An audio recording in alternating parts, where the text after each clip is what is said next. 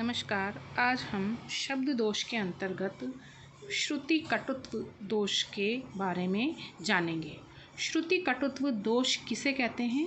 सुनने में कटु लगना, अर्थात हमारे कानों को जो ध्वनियाँ अप्रिय लगती हैं वो श्रुति कटुत्व दोष के अंतर्गत आती है। वे ध्वनियाँ या वर्ण जो सुनने में कटु या कड़वे लगें।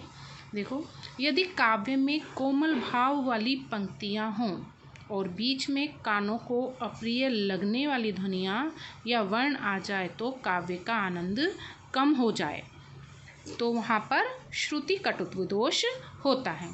कटु ध्वनियों में ट वर्ग या त वर्ग के वर्ण आते हैं। देखो, श्रृंगार, करुण, शांत, वात्सल्य रस में ट वर्ग के वर्ण हो तो वहाँ पर श्रुति कटुत्व दोष होता है, क्योंकि श्रृंगार, करुण, शांत, वात्सल्य में मधुर ध्वनियाँ ही अच्छी लगती है। लेकिन यदि वहाँ पर ट वर्ग के वर्ण आएंगे तो वह सुनने में अप्रिय लगेंगे, इसलिए वहाँ पर श्रुति कटुत्व दोष होगा। वीर, भयानक व विवत्स रस में ट वर्ग का प्रयोग दोष न होकर काव्य गुण बन जाता है। लेकिन यही ट वर्ग की ध्वनियाँ यदि वीर, भयानक या विवत्स रस में आती हैं तो वह वहाँ पर दोष नहीं कहलाता है, वह वहाँ पर क्या बन जाएगा? काव्य गुण बन जाएगा। तो हम देखेंगे श्रुति कटुत्व दोष वहीं आएगा जहाँ पर मधुर ध्वनियों का प्रयोग होता है और बीच में ट वर्ग के कटु शब्द आ जाएं, कटु वर्ण आ जाएं, तो वह श्रुति कटुत्व दोष वहाँ पर होगा। उदाहरण देख लेते हैं हम इसके। कब की इकटक डटी रही टटिया अंगुरिन डारी। यहाँ पर नायिका की बात है कि वह खस खस की जो टाटी होती है उसमें उंगलियों से नायक को एकटक देख रही है। लेकिन यह मधुर भाषा में भी हो सकता था, लेकिन यहाँ पर ट वर्ग का प्रयोग किया गया है और ये सुनने में बहुत ही अप्रिय लग रहा है हमको, इसलिए यहाँ पर श्रुति कटुत्व दोष है। दूसरा उदाहरण देख लेते हैं। कटर कटर तंदुल चबात हरी हंसी हंसी के, हियरा चटकात हरी रुक्मणी महारानी के। तो यहाँ पर तंदुल मतलब चावल, हरी श्री कृष्ण हंस हंस के चावलों को चबा रहे हैं। लेकिन यहाँ पर जो शब्द हैं, जो शब्द यूज़ किए हैं, प्रयोग में लिए गए हैं, वो बहुत ही अप्रिय लग रहे हैं सुनने में। यहाँ पर मधुर वर्णों का ही प्रयोग होना चाहिए था और इसलिए ये सुनने में अच्छे नहीं लग रहे हैं, हमारे कानों को अप्रिय लग रही हैं ये ध्वनियाँ कटर कटर, तो यहाँ पर ये श्रुति कटुत्व दोष होंगे। तो हम कह सकते हैं कानों को अप्रिय लगने वाली ध्वनियाँ जब मधुर रसों में आए तो वहाँ श्रुति कटुत्व दोष होता है। अगला दोष है च्युत संस्कृति दोष। च्युत संस्कृति अर्थात संस्कृति से चूक जाना, जहाँ किसी पद का प्रयोग व्याकरण के प्रतिकूल होता है। अगर व्याकरण के आधार पर कोई ध्वनि गलत है, कोई शब्द गलत है, कोई वाक्य गलत बैठ रहा है, तो वहाँ पर कौन सा दोष होता है? च्युत संस्कृति दोष। व्याकरण के नियमों के विरुद्ध जब शब्दों का प्रयोग हो तो वहाँ पर ये दोष होता है। हम इसके यहाँ पर उदाहरण देखेंगे। इस निराशता को छोड़ो आशा से लो काम। तो यहाँ पर जो निराशता शब्द है व्याकरण की दृष्टि से गलत है, क्योंकि निराशता कोई शब्द नहीं होता है। यहाँ पे निराशता की जगह निराशा होना चाहिए, इसलिए यहाँ पर कौन सा दोष है? च्युत संस्कृति दोष। दूसरा, क्षण भर रहा उजाला में। तो यहाँ पर क्षण भर रहा उजाले में होना चाहिए, तो ये भी व्याकरण की दृष्टि से गलत है, इसलिए यहाँ पर च्युत संस्कृति दोष होगा। तीसरा है मरम वचन सीता जब बोला। तो यहाँ पर बोला शब्द गलत है, क्योंकि सीता यहाँ पर स्त्रीलिंग है, यहाँ पर स्त्रीलिंग के हिसाब से फिर बोली होना चाहिए।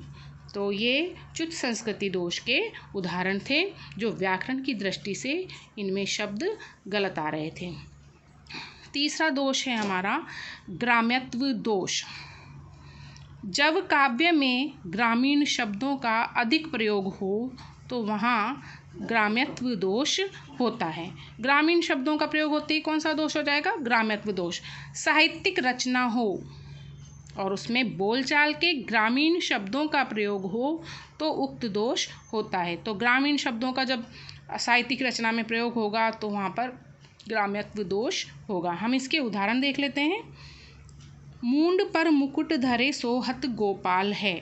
तो यहाँ पर जो ये मूंड शब्द है ये सिर के लिए प्रयुक्त हुआ है और एक ये ग्रामीण शब्द है और ये एक साहित्यिक पंक्ति है, लेकिन यहाँ पर एक शब्द जो ग्रामीण परिवेश से ले लिया गया है तो इस सारी पंक्ति की ये सुंदरता को नष्ट कर रहा है, इसलिए यहाँ पर ये ग्राम्यत्व दोष है।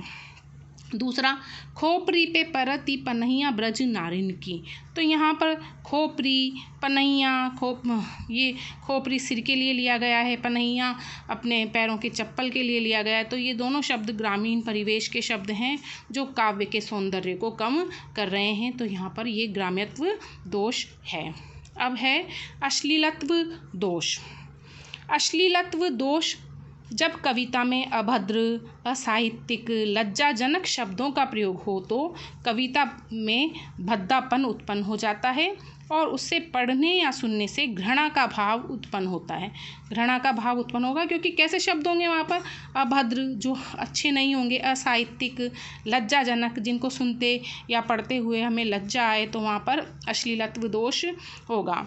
उदाहरण देखते हैं, रावण के दरबार में थिर अंग का पाद। यहाँ पर जो पाद शब्द है वो अश्लील है, ये साहित्यिक भाषा की दृष्टि से सही नहीं है, तो यहाँ पर अश्लीलत्व दोष है।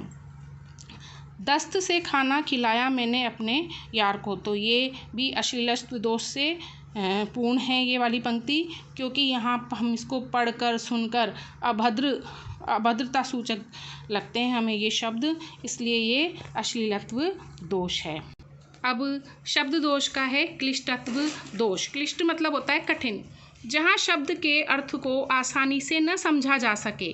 जब अर्थ सहज ही समझ में न आए वहाँ क्लिष्टत्व दोष होता है, अर्थात हमें उसके अर्थ को समझने के लिए या तो गुणा भाग जोड़ बाकी करने होंगे या काफ़ी माथापच्ची करनी होगी, शब्दों के अर्थों को अच्छी तरह से समझना होगा, तभी हमें उसका अर्थ समझ में आ जाएगा। जैसे कि उदाहरण देखो, लंकापुरी पति को जो भ्राता तासु प्रिया नहीं आवती। अब लंकापुरी के स्वामी कौन है? रावण। रावण के जो भ्राता कौन है? कुंभकर्ण।